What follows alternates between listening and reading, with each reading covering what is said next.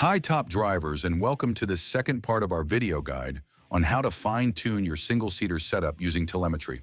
In this final segment, we'll wrap up our in-depth analysis by looking at how to interpret the data collected and apply the final adjustments to the car. After completing all the setup changes, refer to the previous video for the full breakdown, we head back out on track for a second stint, this time pushing harder to improve the lap time and evaluate how effective the modifications have been.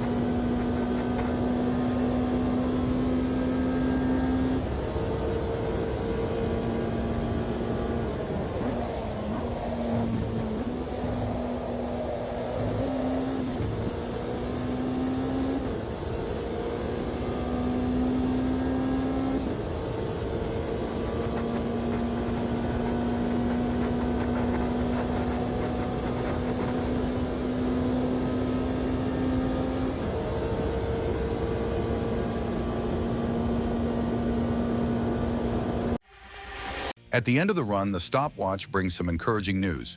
A best lap of 1 minute 34.5 seconds, with multiple laps in the 1 minute 34 range. The initial push lap also shows clear progress, 136 versus the 138 from our previous run, proving that we're on the right path. To make reading the telemetry graphs easier, keep in mind green values, lines and numbers, always represent the new setup. Colored values, non-green, refer to the previous stint. The IMO temperature readings confirm an improved heat distribution across the tires. However, the front left is still outside the ideal range, prompting us to plan another small camber reduction for the next attempt. Overall operating temperatures have increased, as expected. Lower pressures and more aggressive driving naturally lead to hotter tires. That said, the graphs show the same thermal patterns as before, just shifted upwards. Since medium tires typically have their sweet spot around 85 degrees Celsius, we're still well within the optimal working window. Cross-referencing the pressure temperature graphs, we see a notable improvement, particularly on the rear left, which was the most problematic tire in the first run. Values are now much closer to the ideal target of 0, indicating a well-balanced inflation, neither under nor overinflated. While there's still room to experiment with asymmetric pressure adjustments on the front left, we opt to leave the settings as they are for now. We now return to analyzing ride heights and aerodynamic balance. As anticipated, the updated ride heights allowed us to lower the rear end without any signs of bottoming out. This gives us extra downforce at the back without compromising the car's ability to handle curbs or fast compressions. The adjustments have worked exactly as intended, giving us a cleaner aero profile and more confidence through high-speed sections. The center of pressure didn't show any significant variation at the fastest point of the track, which, contrary to expectations, saw a slight drop in top speed. This likely indicates that we're still carrying too much downforce. As a result, in the upcoming third stint, we'll make another tweak, lowering the rear wing by one more click while also dropping the rear ride height by an additional 5 millimeters in an attempt to regain some aerodynamic load efficiency without increasing drag. On the other hand, braking into the bus stop chicane showed clear improvement. The car felt more stable and less prone to oversteer during initial turn-in. It's not quite perfect yet, but definitely a step in the right direction. As for the gear ratios, The adjustment to the final drive has brought a notable overall improvement. Second gear remains borderline at the low end. The shortened ratio helped with the top-end exit, but didn't fully resolve the low RPM drop after upshifting from first. However, as mentioned in the previous video, first gear is only used for launch, and shifting from first to second never actually happens during a flying lap, unless the driver makes a mistake. Therefore, it doesn't make much sense to worry about the transition into second. What matters is how second ends and how third begins, as that's the real-world scenario in race conditions. Third gear now enters just slightly below 6,000 RPM, but not nearly as low as before. Crucially, it no longer exceeds 8,000 RPM, instead topping out around 7,700. It's still a hair over the ideal limit, but far more under control. The shift point is now better centered, allowing us to extract more from the core of the power band. Fourth gear is now perfect. It kicks in right at 6,000 RPM and ends exactly where it should. The changes to the final drive have aligned it beautifully with the engine's natural power curve. There's no wasted revs at either end. Fifth gear is also performing excellently. Slightly shorter than fourth, it remains fully within the usable power zone. The previous tail beyond 8,000 RPM is gone thanks to the revised final gear ratio. Sixth and seventh, which were already well balanced, have been fine-tuned further. Now they're even more efficient and precisely matched to the engine's output profile. In summary, the intervention on the final drive ratio has done its job. The gearbox is now much more aligned with the engine's true power curve. From fourth gear onward, all ratios are perfectly calibrated to make full use of the available power band. Third gear has seen significant improvement, and second gear remains the only outlier at the entry point. But as discussed, this is a negligible detail given its limited real-world impact. It's now time to focus on the mechanical side of the car, particularly the springs and anti-roll bars, with the goal of stabilizing the car further in slow-speed corners and high-speed direction changes, two areas where we're still experiencing oversteer, especially as we consider reducing rear wing angle in the next stint. To do this, we can rely on an extremely valuable tool, the roll gradient. This graph measures how much the chassis leans laterally, i.e. rolls, in response to lateral acceleration, and it's expressed in degrees per G. The roll gradient helps assess the stiffness of the chassis and suspension during cornering, showing us which axle, front or rear, is stiffer and by how much. A low roll gradient indicates a stiffer and more responsive car. Graph line appears flatter. A high roll gradient suggests a softer setup with more body roll. Graph line is steeper. Understanding and controlling this parameter is crucial for balancing understeer and oversteer, and for optimizing grip between the front and rear axles. In essence, the roll gradient acts as a litmus test for mechanical balance. If the values we see correlate with satisfying on-track behavior, they can become a baseline to replicate even under different conditions by fine-tuning springs and anti-roll bars. This allows us to adjust dynamic behavior, such as increasing stability or sharpness, without compromising overall vehicle balance. Let's take a moment to revisit a fundamental principle that explains how stiffness differences between the front and rear axles affect a car's behavior. When cornering, load transfers from the inside wheels to the outside wheels. This load transfer is governed by factors like vehicle mass, lateral acceleration center of gravity, track width. Note, springs and anti-roll bars do not appear in this formula because they do not influence how much total load is transferred. What they do affect is how that load is distributed between the front and rear axles. This distinction is key. While you can't change how much weight shifts during a corner with springs or ARBs, you can decide which end of the car carries more of it, and that's what changes the handling balance. To better understand how this works, let's start with the formula for calculating total lateral load transfer. The total load transfer is simply the sum of the load transferred on the front axle and the load transferred on the rear axle. This means there is a distribution of how much load each axle handles during cornering, and this distribution, not the total amount, is influenced by springs and anti-roll bars. Put simply, stiffening the springs or anti-roll bar on one axle increases the load transfer on that axle, and by consequence reduces it on the opposite axle, since the total lateral load transfer remains constant. This concept is commonly referred to as lateral stiffness distribution. Now here's the key.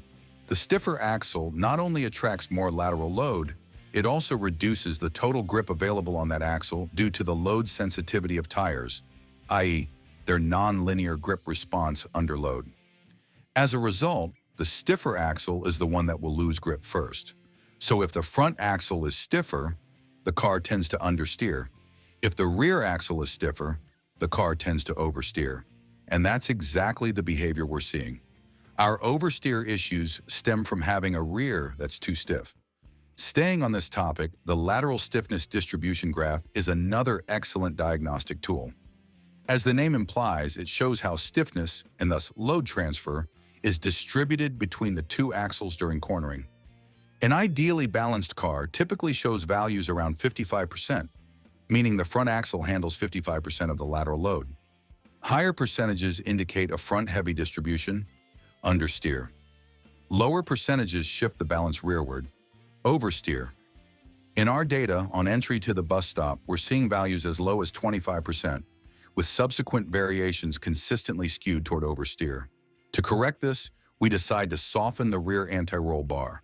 The goal is to shift more load transfer toward the front axle, making it the first to progressively lose grip. This provides a smoother handling transition in a more predictable car, reducing the likelihood of sudden oversteer at corner entry.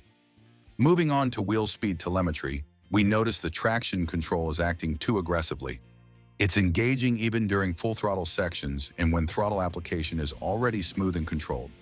This is something we also confirmed in real time during the driving session, where the telltale sound of power cut could be heard repeatedly. This excessive intervention suggests that the TC setting is too conservative, likely limiting our ability to put down power effectively. To address this, we decide to lower the traction control setting by 2 points, aiming to regain better rotation and more throttle responsiveness during corner exit, translating to more effective power delivery to the ground. Together, these mechanical adjustments, softer rear ARB and reduced TC, should give us a car that's not only faster, but more stable, intuitive, and driver-friendly, especially under pressure in complex sections like the bus stop. Given the ongoing instability under braking, we now turn to the differential graph. The data clearly shows that the diff tends to unlock excessively, both under braking, where it allows the driven wheels to rotate at 2 different speeds, causing over-rotation, and under acceleration, where traction suffers and the car struggles to put power down cleanly. To address this, we choose to reduce both the power ramp and the coast ramp angles, increasing the diff's tendency to stay locked during both acceleration and deceleration. Raise the preload value, making it harder for the diff to switch from a lock to an open state. This adjustment should help mitigate both the snap oversteer under braking and the lack of traction under throttle, offering a smoother and more predictable handling profile. Before continuing, don't forget to subscribe to the channel and hit the bell icon so you never miss out on new content. And if you want to share your passion for sim racing, join our community on Facebook, Università del SimRacing.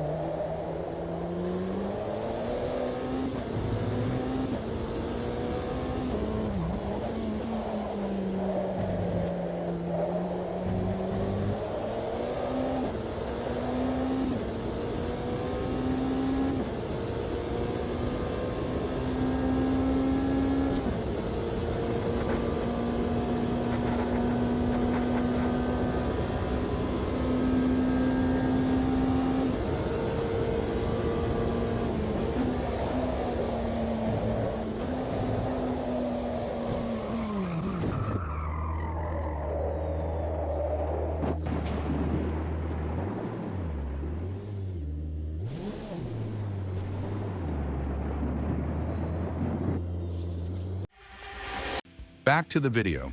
We can now say with confidence that the aero modifications didn't deliver the desired results. Lap times increased, and the car felt especially unstable in high-speed sections.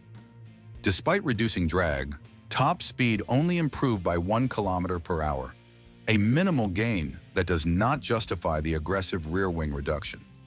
We therefore decide to restore the rear wing to its original value, while maintaining the rear ride height lowered by 5 mm to preserve the gains in the center of gravity and aero efficiency. IMO temperature readings are mostly satisfactory, and in some cases even improved. But the front left tire continues to misbehave, stubbornly staying outside the optimal range.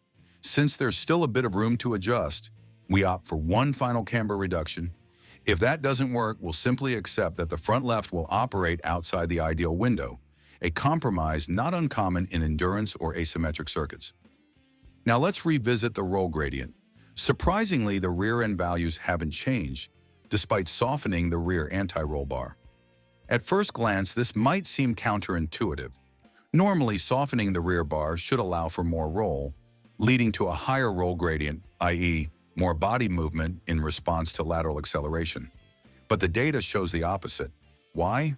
Because lowering the rear ride height also lowers the car's center of gravity and, critically, the roll centers of the rear suspension, the imaginary points around which the chassis rotates during roll. The resulting effect is less roll overall, even if the suspension is technically softer. So while the roll gradient decreases, this doesn't mean the car is stiffer in absolute terms. It simply rolls less for a given lateral G. And that's actually a good thing.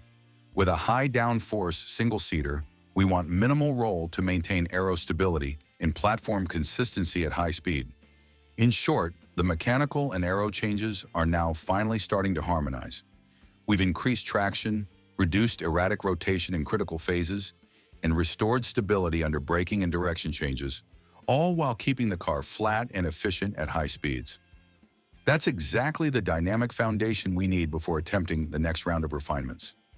Once again, full credit to the developers for implementing this aspect of car physics so accurately. The simulation does an excellent job of replicating real-world mechanical behavior. Even subtle dynamics like how load distribution and roll behavior are affected by ride height and roll center geometry. From a handling standpoint, the lateral load distribution has clearly improved, both during initial turn-in and through fast direction changes. This confirms that our recent adjustments have hit the mark. The differential comparison also reveals a clear improvement. The car now behaves more predictably under braking and delivers better traction when exiting corners.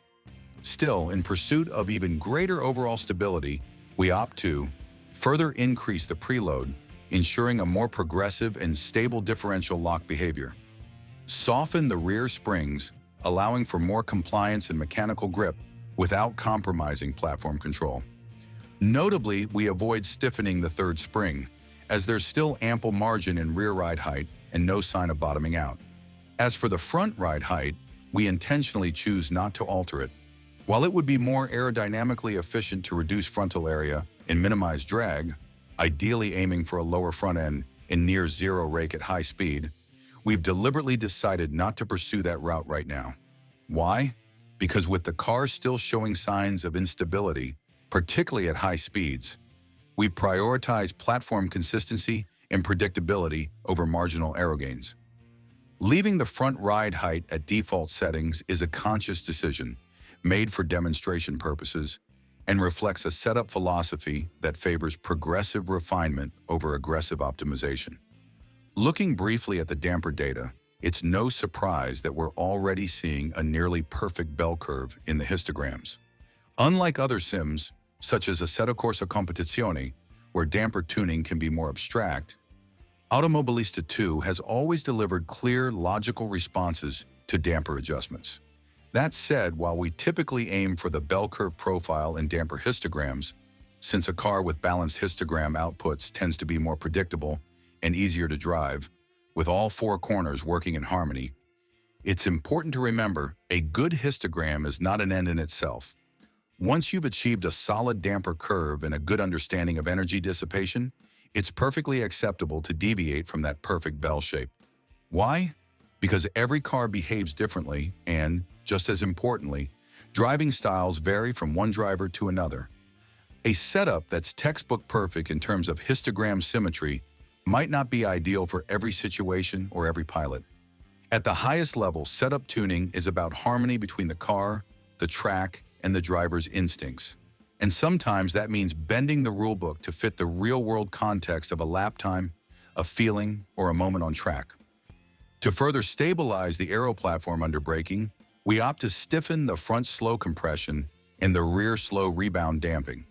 This combination enhances chassis control during weight transfer phases, especially when decelerating from high speed, making the car more predictable and reducing pitch oscillations.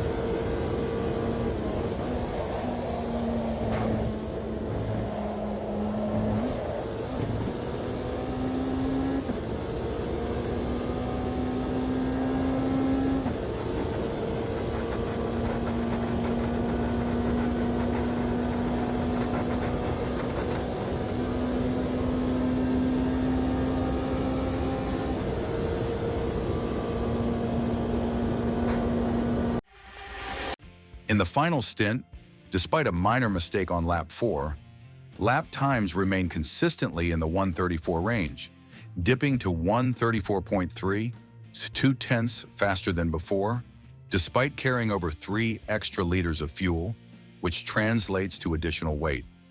Most importantly, the car's behavior is now much more predictable, inspiring driver confidence.